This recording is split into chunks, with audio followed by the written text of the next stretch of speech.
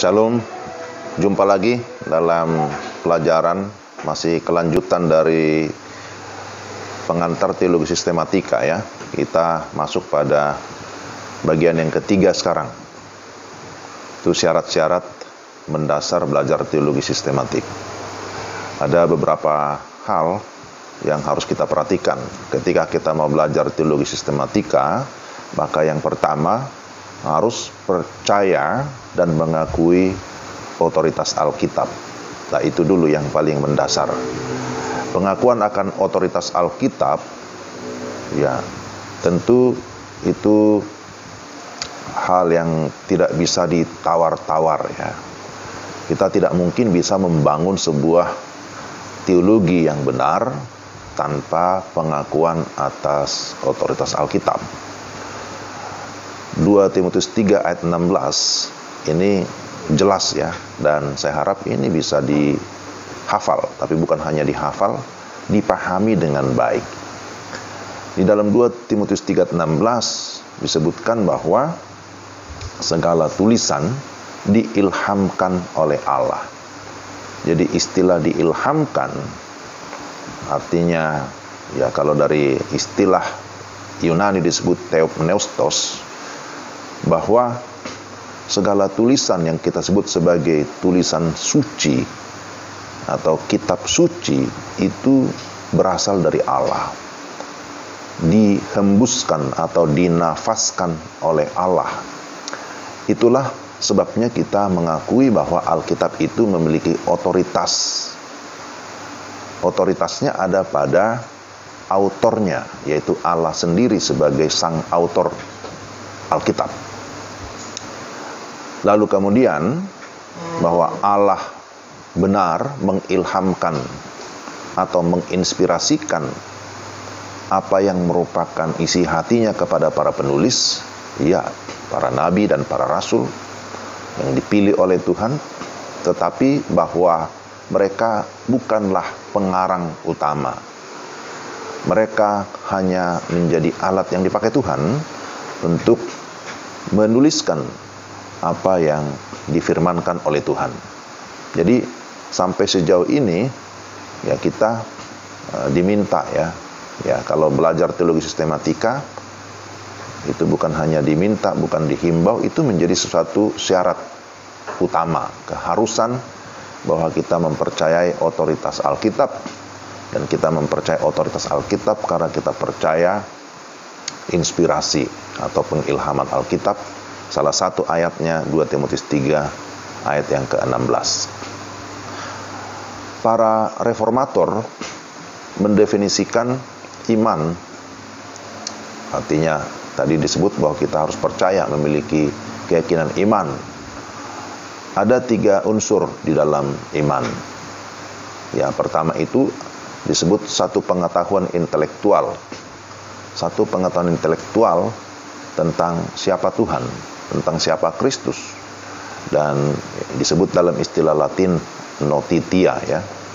Seseorang harus tahu fakta-fakta dan informasi tentang Dia yang datang untuk menebus orang-orang pilihan. Jadi kita harus memiliki pengetahuan sehingga kita bisa menjelaskan tentang apa yang kita percaya, siapa yang kita percaya. Demikian juga dalam hubungannya nanti ketika kita melayani, janganlah kita melayani tanpa pengertian yang benar. Ya, Roma 10 ayat 2 mengingatkan kita ya.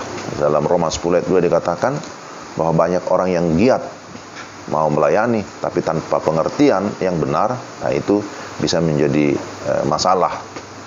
Dan di era sekarang ini, sebenarnya bukan hanya sekarang, sejak dahulu, bahwa banyak orang yang begitu giat di dalam memberitakan firman, dalam melakukan pelayanan, tetapi tidak memiliki pengertian yang benar, tidak memiliki pemahaman yang komprehensif. Nah, itu dampaknya bisa fatal, dan itu bisa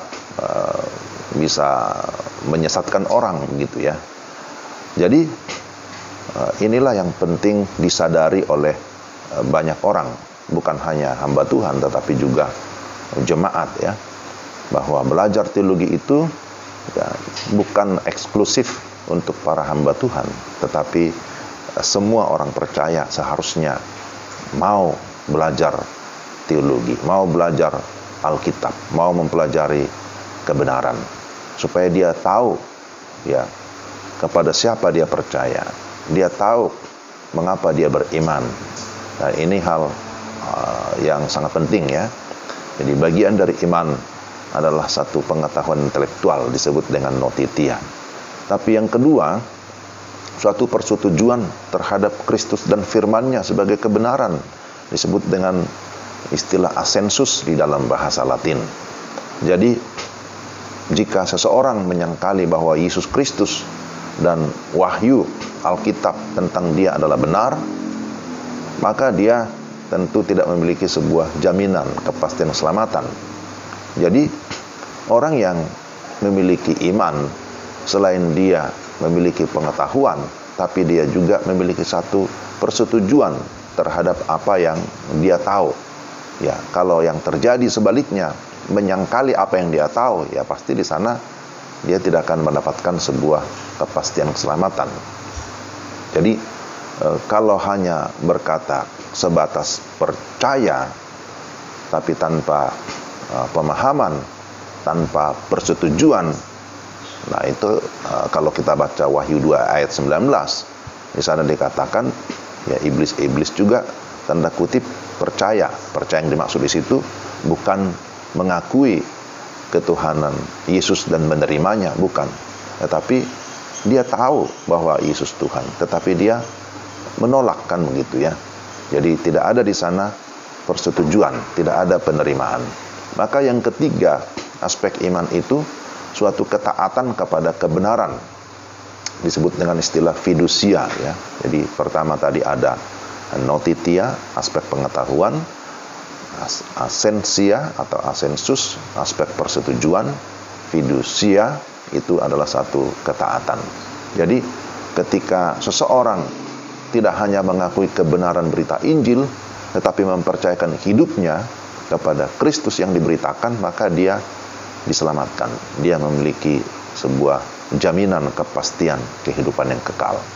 Jadi tiga tahap ini perlu, atau tiga aspek ini perlu kita pahami dengan benar. Waktu tahap ketiga ini dicapai oleh seseorang, bahwa dia tahu, kemudian dia setuju, dia memiliki ketaatan, lalu kemudian dia mempercayakan hidupnya kepada Tuhan, maka di sana dia akan mengalami progres pertumbuhan, karena dia mengenal Allah yang sesungguhnya. Ya, dia bisa memiliki sebuah kepastian, karena memang itu adalah bagian dari kasih karunia Tuhan, itu betul. Tetapi dari aspek manusia, dia memang terus mau dibimbing, diarahkan untuk bisa mengikuti atau menaati apa yang Tuhan firmankan. Jadi kalau saudara berkata, aku mengenal Allah tetapi tidak menaatinya, nah itu tanda tanya begitu ya. Tapi seseorang yang berkata, aku mengenal siapa Tuhan, kemudian aku menaati, nah inilah yang kita sebut sebagai orang yang beriman sungguh-sungguh. Jadi itu yang pertama. Syarat belajar teologi sistematika harus memiliki iman atau kepercayaan yang sungguh. Tapi yang kedua, belajar dengan berdoa sungguh-sungguh. Nah, ini adalah hal yang penting. Berdoa meminta iluminasi atau pencerahan Roh Kudus, bahwa kita perlu menyelaraskan kehendak Tuhan dengan kehendak kita, atau kehendak kita terhadap kehendak Tuhan. Melalui doa kita diajar untuk rendah hati gitu ya. Melalui doa kita mau dibimbing, kita mau diarahkan oleh Tuhan melalui Roh Kudus-Nya untuk kita bisa memahami apa yang kita imani, memahami firman Tuhan, begitu ya. Jadi orang-orang rohani harusnya memiliki kesukaan di dalam berdoa. Jangan kita belajar teologi tetapi tidak memiliki kehidupan doa yang benar, Saya kira ini kontras. Sebab ketika kita belajar teologi, kita sedang belajar dari Allah, dan kita membutuhkan pimpinan dari Allah sendiri. Maka aspek doa adalah satu aspek yang tidak bisa diabaikan, yang tidak bisa dianggap sepele. Yang ketiga, diperlukan kerendahan hati dalam belajar. Ya, tadi saya sudah singgung bahwa ketika kita berdoa, kita diajar untuk rendah hati. Rendah hati berarti kita menundukkan segala pikiran kita kepada firman Tuhan. Kita mau dikoreksi, sebab kita pasti memiliki konsep-konsep atau pola pikir yang sudah ada sebelumnya. Tetapi ketika kita belajar kebenaran, belajar firman Tuhan, oh ternyata firman Tuhan itu bisa menyatakan kesalahan kita, bisa mengoreksi pikiran kita, pendapat kita, dan ketika hal itu kita rasakan, kita alami, ya kita mau menundukkan seluruh pikiran kita kepada firman Tuhan. Kenapa? Karena firman Tuhan itu berotoritas gitu ya. Firman Tuhan itu yang berkuasa di dalam kehidupan kita. Yang keempat, bahwa teologi sistematik itu tidak terbatas, artinya cakupannya luas. Dengan demikian, kita tidak bisa berteologi secara instan, mau cepat-cepat, tidak bisa, tetapi berproses. Dan bisa dikatakan tidak ada kata tamat di dalam berteologi, tidak ada kata tamat di dalam belajar kebenaran firman Tuhan. Jadi dengan demikian kita mau mempersiapkan seluruh hidup kita untuk menjalani proses, untuk bisa belajar terus-menerus memahami apa yang merupakan kehendak Tuhan. Nah, saudara, itu merupakan persyaratan. Lalu sumber teologi itu apa? Tentu yang pertama, Alkitab adalah sebagai sumber yang paling utama, yang menjadi otoritas tertinggi dan mutlak bagi kehidupan iman Kristen. Jadi kita berteologi, sekali lagi, tidak bisa lepas dari Alkitab. Kalau lepas dari Alkitab, itu pasti bukan teologi Kristen yang benar. Yang kedua, ada juga tradisi gereja, khususnya dari bapak-bapak gereja. Dan bagaimana perkembangan pengajaran di gereja dari zaman ke zaman, ya, tentang apa yang diterima, apa yang ditolak oleh gereja sepanjang sejarah. Nah, itu juga bisa menjadi salah satu sumber berteologi. Tapi itu bukan sumber primer, itu hanya sumber sekunder. Jadi tidak ada salahnya kita mempelajari buku-buku tradisi, sejarah, gereja, para teolog, buku-buku yang ditulis para teolog, kita pelajari itu. Ada buku-buku lain, sumber-sumber lain yang berasal dari buku-buku yang sudah jadi, yang dihasilkan oleh para penulis, para pengarang masa kini, baik itu berkaitan dengan teologi biblika, historika, atau filosofika. Itu bisa dipergunakan sebagai sarana membantu kita untuk belajar atau meneliti Alkitab, ya, supaya kita memiliki kekayaan pemahaman, ya, wacana yang lebih luas, melengkapi apa yang kita sudah tahu. Karena itu jangan alergi terhadap buku-buku teologi, tapi mari kita selektif juga membaca bagian yang mana, ya, sehingga kita tidak wasting time, tidak membuang-buang waktu dan energi kita membaca buku-buku yang sebenarnya tidak qualified, yang tidak mendukung proses pembelajaran teologi sistematika. Ya, jadi ada buku-buku teologi sistematika beredar di toko-toko buku di mana saja, tapi kita harus juga memilihnya selektif, sehingga kita sekali lagi bisa menemukan pemahaman yang lebih dalam terhadap teologi sistematika yang tentu sesuai dengan prinsip Alkitab. Ya, jadi seperti itu, kita harus memiliki kecintaan belajar dengan adanya presuposisi tentu, ya, bahwa kita memiliki sebuah praduga awal, memiliki anggapan awal, asumsi yang benar bahwa Alkitab itu adalah kebenaran yang memang harus kita selidiki dan kita harus belajar sungguh-sungguh sehingga kita bisa membagikan, menyampaikan, mewartakan kepada orang lain. Jadi ini hal yang harus dipahami, saudara-saudara. Jadi belajar teologi, sekali lagi, mari kita menundukkan hati kita, pikiran kita kepada kebenaran firman Tuhan. Sebab berbicara tentang iman itu melampaui rasio. Maka ada ungkapan, karena percaya baru orang mengerti ya. Jadi jangan tunggu mengerti dulu baru saya mau percaya. Jadi rasio adalah alat yang dipakai untuk mengerti ya, pengetahuan. Tetapi rasio kita harus ditundukkan kepada firman, karena rasio itu sebenarnya iman itu melampaui rasio. Jadi bukan rasio yang melampaui iman, tapi rasio harus ditundukkan kepada iman. Tapi rasio dan iman, pikiran dan iman sebenarnya itu tidak dipertentangkan, karena dengan rasio kita bisa menjelaskan tentang iman kita. Nah, ini hal-hal yang harus diperhatikan. Tetapi kemudian jangan lupa bahwa ada peranan Roh Kudus yang memberikan kita penerangan atau iluminasi, sehingga kita bisa memahami kebenaran yang mutlak ini, kebenaran yang kekal, kebenaran yang utuh. Ya, kebergantungan kita kepada Roh Kudus itu sangat diperlukan.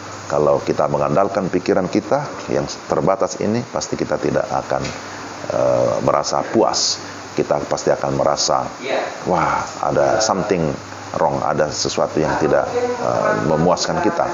Maka kebergantungan kita kepada pimpinan Roh Kudus itu sangat penting, karena Roh Kudus itu adalah Allah. Maka ketika kita belajar bergantung kepada Roh Kudus, di sana juga ada aspek ya penyerahan diri dan penyembahan kita kepada Dia, kepada Allah Roh Kudus. Saudara, bahwa teologi itu sekali lagi berbicara tentang Tuhan ya yang begitu tinggi, Tuhan yang agung. Belajar teologi cakupannya luas, sementara kita terbatas. Tetapi mari kita terus merendahkan diri kita, mau berjuang, mau berusaha, sehingga kita semakin mengenal siapa Tuhan, dan kita mau dipimpin olehnya untuk melakukan kehendak-Nya. Ya, demikian, sampai jumpa lagi di pertemuan yang berikut. Tuhan berkati.